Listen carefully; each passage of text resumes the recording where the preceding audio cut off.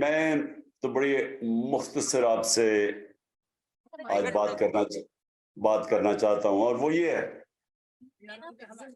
कि देखिए, हर दौर के अंदर ये जंग चली है हक और बातिल की।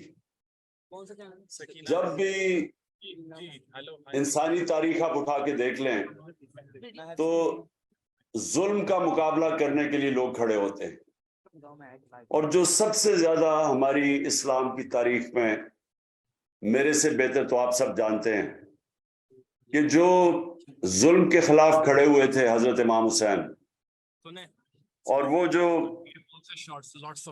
जो उन्होंने राय हक पे खड़ा होके जो इतनी बड़ी कुर्बानी दी थी, वो हमेशा के लिए मुसलमानों तो छोड़े इंसानियत के लिए उन्होंने एक ऐसा मिसाल कायम की थी कि जो माशरा जुल्म के सामने झुकता है, जो माशरा राय हक पे खड़े होने से डरता है, उस माशरे का कोई मुस्तकबिल नहीं होता।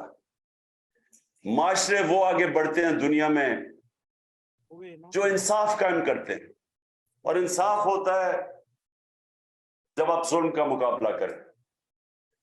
और मैं बार बार लोगों को बताता हूं कि जो ला इलाहा इल्लल्लाह, मेरी नजर में तो जो बुत है उनमें से सबसे बड़ा और खौफनाक बुत खौफ का बुत है। इसकी वजह से इंसानियत गुलाम बन जाती है। फिरौन के इंसान गुलाम बने हुए थे, हजरत मूसा उनकी मिशन थी उनको आजाद करने के लिए। जो भी अल्लाह के पैगंबर थे वो सारे इंसानियत के लिए और इंसाफ के लिए खड़े हुए थे।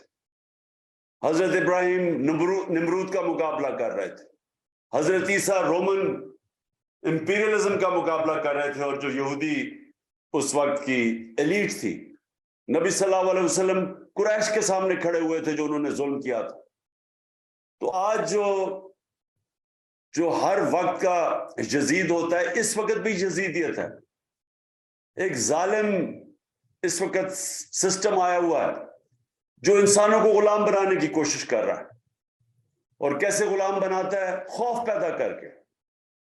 जिस तरह मैं लोगों को बताता हूं कि कूफा के लोगों को पता था कि हजरत इमाम हुसैन राय हक पे हैं, लेकिन यजीद के खौफ की वजह से उन्होंने मदद नहीं की। तो आज भी खौफ तारी किया जा रहा है। एक वो लोग ऊपर मुसल्लत किए गए हैं और उनके हैंडलर्स हैं जो मुल्क के नामवर डाकू हैं, जो एनआरओ के लोग हैं, जो दूसरी दफा एनआरओ ले रहे हैं।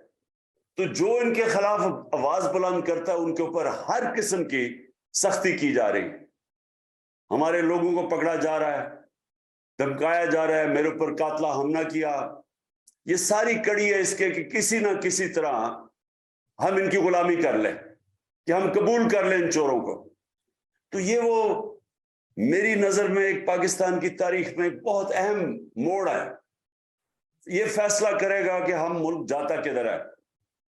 क्या वो उस रास्ते पे जाता है जो हमारी अजमत का रास्ता है, या वो तबाही के रास्ते पे जाता है। और वो जितनी मेरी कौम इस वक्त एक इंसाफ के साथ खड़ी होगी, रूल ऑफ लॉ के साथ, कानून की हुक्मरानी के साथ, अदल और इंसाफ के साथ, उतना ही अपने ऊपर से ये जुल्म खत्म करेगी और कौम की परवाज ऊपर होगी। और अगर हम इस वक्त इसको कबूल कर लें कि इनके खौफ की वजह से, कि क्योंकि ये जेलों में लोगों को डाल रहे हैं, हमारे लोगों को पकड़ रहे हैं, अली अमीन को पकड़ा, अली जैदी को आज पकड़ा, हमारे सोशल मीडिया के लोगों को पकड़ा है, लोगों के ऊपर तशद्दुद किया है, जुल्म किया है, सिर्फ ये खौफ तारी करने के लिए कि हम इनको किसी तरह कबूल कर लें। तो मैं आज की महफिल को सिर्फ आपको ये पैगाम देना चाहता हूं कि ये वो टाइम है जो हम सबको मिलके इस यजीदियत का मुकाबला करना है। हमने इस मुल्क में कानून की हुक्मरानी और इंसाफ और आइन के साथ खड़ा होना है, और ये जब हम खड़े होंगे तो तब ही हम अपने मुल्क को एक हकीकी तौर पे आजाद करेंगे। आजाद कौमें वो हैं, आजाद कौमें वो हैं जिधर इंसाफ है, जिधर फंडामेंटल राइट्स हैं, बुनियादी हकूक हैं, जिधर कमजोर को ताकतवर तहफ़्फ़ुज़ देता है उनका कानून।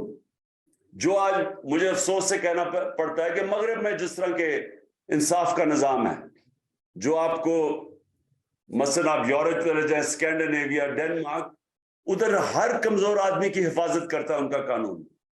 यहां एक ताकतवर के लिए कानून है और दूसरा कमजोर के लिए है। जो कमजोर है उसको इंसाफ नहीं मिलता, और जो ताकतवर है वो एनआरओ ले लेता है, चोरी करके भी वो कानून के ऊपर है। तो ये है हमारा इस वक्त की जहाद। तो मुझे पता है कि आप लोगों के अंदर तो ज्यादा जज्बा है जुल्म के सामने खड़ा होने का, ये आपकी ट्रेडिशन है, और मैं ये चाहूंगा कि आप सब मेरे साथ मिलके आने वाले दिनों में तैयारी करें और हम आजकल की यजीदियत आजकल की यजीदियत का मुकाबला करें। बहुत बहुत शुक्रिया जी। पाकिस्तान जिंदाबाद।